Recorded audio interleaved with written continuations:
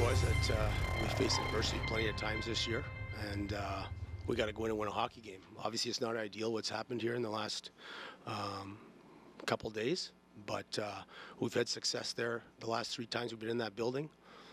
We went in there at the end of the season in a must-win situation, won 3-2, and we won the first 2 games of the series. So obviously the momentum, if you believe in momentum from game to game, is in their favor, but I personally don't believe in momentum from game to game. I think there's certainly momentum swings throughout a hockey game, so we can certainly go in there and win tomorrow. But we need to play better. Does it make a difference going right back at it tomorrow instead of having a couple of days to?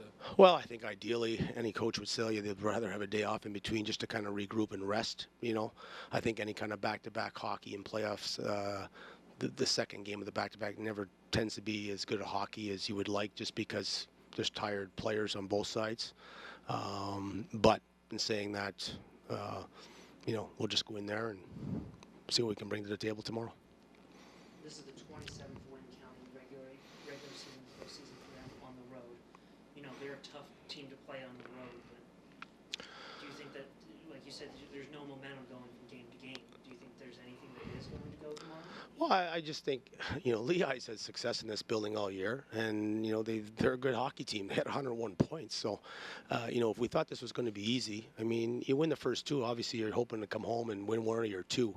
But it didn't work out that way, and they came to play, and I thought they were the better team tonight. So, you know, I'm not going to sit here and say we had bad bounces and bad breaks.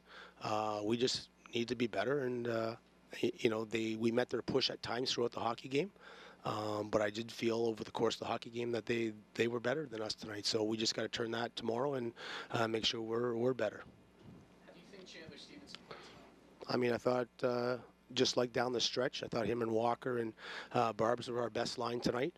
We certainly need more from some other guys, and we made some lineup changes to see if we can spark some offense. And you know, one of the things we had this year was really good depth.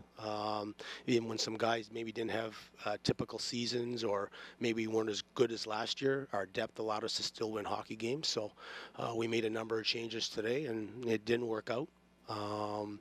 So we'll see tomorrow. You know, it's one of those situations where, you know, you're just trying to get some spark in a couple guys. And but you know, getting back to your question, I thought Chandler was very good tonight. And you know, you're a little bit worried because it was all, you know, basically 2 weeks since he last played a hockey game. He played in Wilkes-Barre. So, but I'm sure the Caps coaches are doing a nice job up there of keeping his conditioning up. So I didn't see where he looked like he hadn't played a hockey game in the last 2 weeks. I don't know. We'll see. You know, it's one of those situations where you need to take some time and just reflect on the game and see, you know, in terms of Jacob, where he is with the organization, you know, you'd like to send a 1-game message, but he needs to change how he's playing. And you know, if he can do that tomorrow, if we think he can do that tomorrow, then he might be a possibility. But, you know, if you look at the first 3 games of the series, he was irrelevant in all 3. So you make the switch and put Thomas in there, who, you know, Thomas had a pretty good season for us, but they're very, very similar players. You know, one's a first rounder, and, you know, obviously Thomas is a little bit older.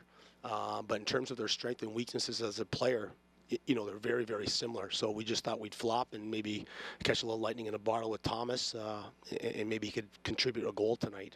And I thought he was okay, but again, he had a little bit of a layoff too. So we'll see here tonight on the way. We're driving down tonight, so the coaching staff will make some decisions on tomorrow's lineup. Troy, you're trying to close these guys out tonight, and the first period you only get 3 shots. They scored first. Was it more what they did, or was it more from your perspective what you guys didn't do in that first period? To be honest with you, I thought it was a little bit of both.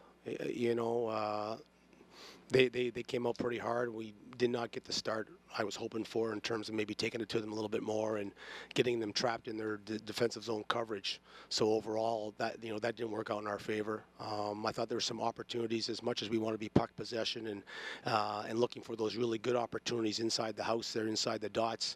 I thought we had some opportunities maybe to shoot the puck a little bit more tonight, and was looking for that maybe extra pass. And the extra pass is fine at times, but I did think we could have threw a few more pucks, and we did that in the second half of the game. game, but by that time we were chasing the game so much that he did respond with some good saves there, and probably in the last 10 minutes of that second period, he made a heck of a save on Thomas there that could have made it 2-2, and then some in the third as well. How much trouble are you having, your forwards having puck below the dots and then when they collapse that big defense they have? Yeah, we talked about two things. One, you're absolutely right. We've talked about using the back of the net and getting them a little bit vulnerable in D-zone coverage, and that really hasn't transpired as much as we would like here in the series.